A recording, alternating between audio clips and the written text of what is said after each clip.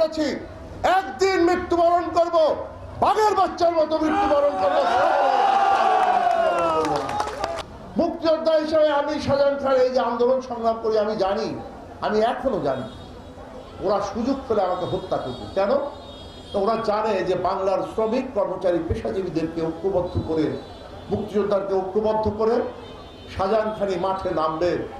এবারও মাননীয় প্রধানমন্ত্রী আমাদেরকে নির্দেশ দিয়েছেন, আমি এবং মন্ত্রী মহোদয় গিয়েছিলাম, আমাদের বলেছেন মুক্তিযোদ্ধা সহ শ্রমিক কর্মচারীদের নিয়ে মাঠে নামেন। আমরা তারপরে শুরু করেছি। আজকে প্রায় কয়েকদিন যাবত 10-এর লাঠি 1-এর বোঝা। আজকে শাহজাহান খানের পাম্প বা গাড়ি পুড়িয়েছে, পাম্প পুড়িয়েছে।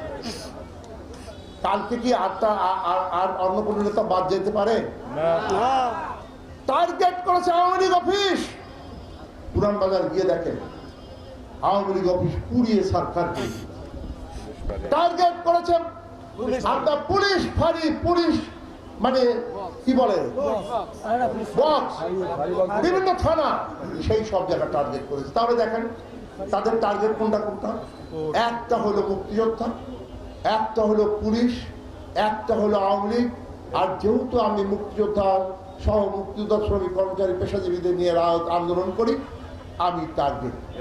আমরা ভয় পাই না। পরিষ্কার বলতে চাই, জীবনে একদিন জন্মগ্রহণ করেছি, একদিন মৃত্যুবরণ করব, বাঘের বাচ্চার মতো মৃত্যুবরণ করব।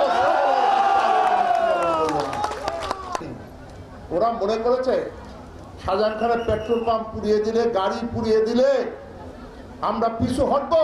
আমরা পিছু হটব না।